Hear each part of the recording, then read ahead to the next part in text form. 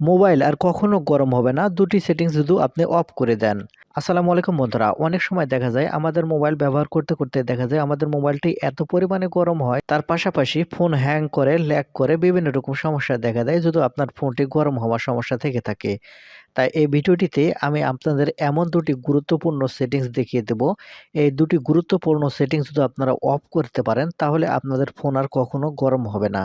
তবে মূল ভিডিওতে যাওয়ার আগে আপনার কাছে ছোট্ট একটা রিকোয়েস্ট করব, ভিডিওটিতে একটা লাইক দিয়ে দিবেন আর ভিডিওটি শেয়ার করে রাখবেন, কারণ প্রয়োজনের সময় আপনিও কাজে লাগাতে পারবেন।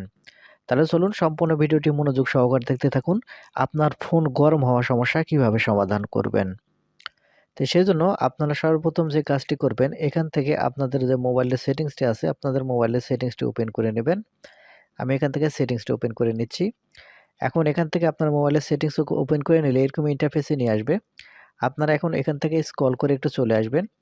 এখানে আসলে এখানে আপনারা লোকেশন নামের একটি অপশন দেখতে পাবেন। আপনারা এখন এখান থেকে লোকেশন এই অপশনে ক্লিক করবেন। লোকেশন এই অপশনে ক্লিক করলে এরকম ইন্টারফেসে নিয়ে আসবে।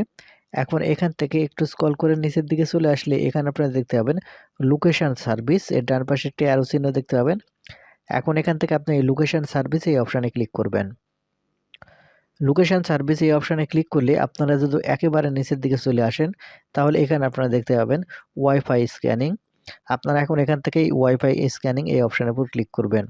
ক্লিক করার পর আপনারা যে এনেবল বাটনটি দেখতে পাচ্ছেন, এখানে যদি আপনার এই এনেবল বাটনটি অন করা থাকে, আপনারা যে কাজটি করবেন এখান থেকে এই এনেবল বাটনটি অবশ্যই এখান থেকে অফ করে দেবেন।